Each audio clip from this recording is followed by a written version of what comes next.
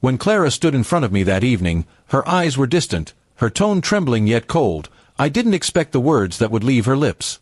"Ethan," she said, not meeting my eyes, "I'm engaged to another man. We've been dating for months." My heart froze in that instant.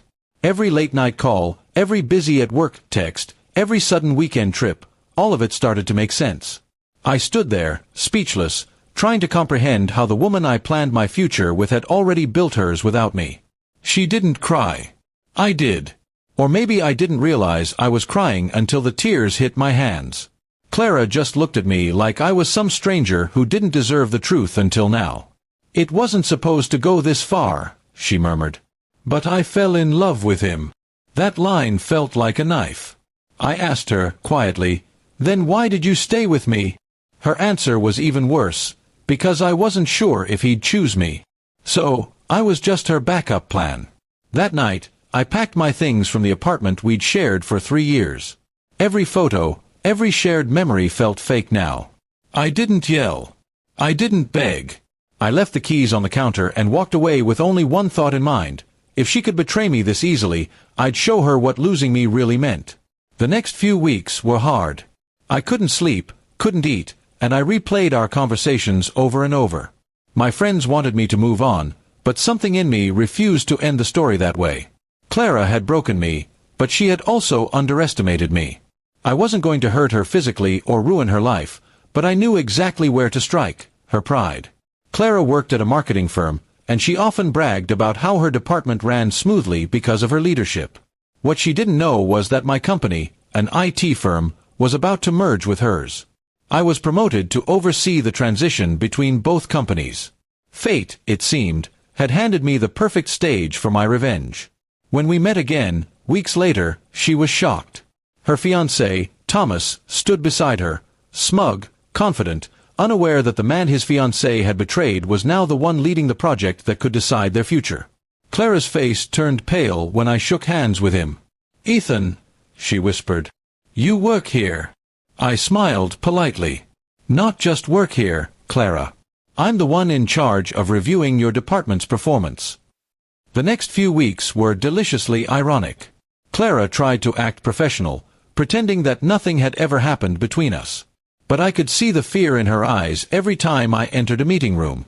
She knew her department wasn't performing as well as it should, and Thomas, her fiancé, was one of the junior managers under her supervision.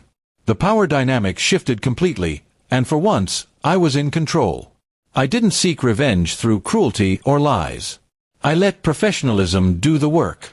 I evaluated everything with fairness, but without favoritism. And because of her own negligence, those long lunches with Thomas, the missed deadlines, the careless reports, her team fell short of the company's standards. When the final performance review was submitted, Clara's position was recommended for termination.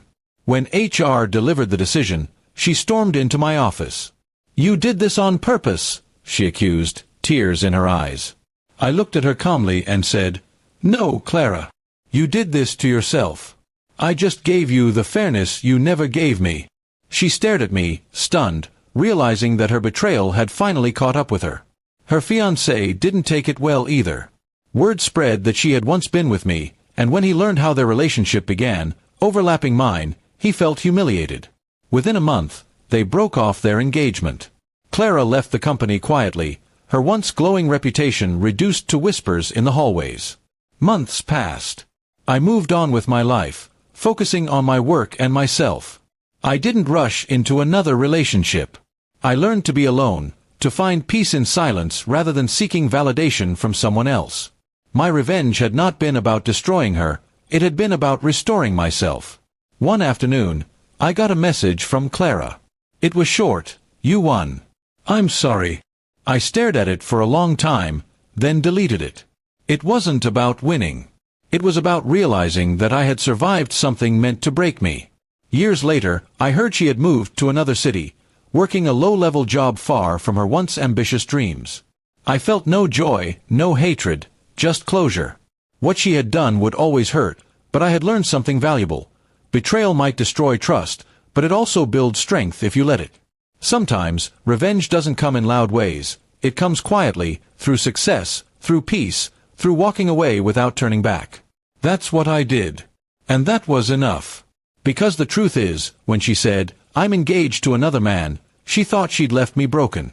But in the end, she was the one who lost everything, and I, finally, found myself again.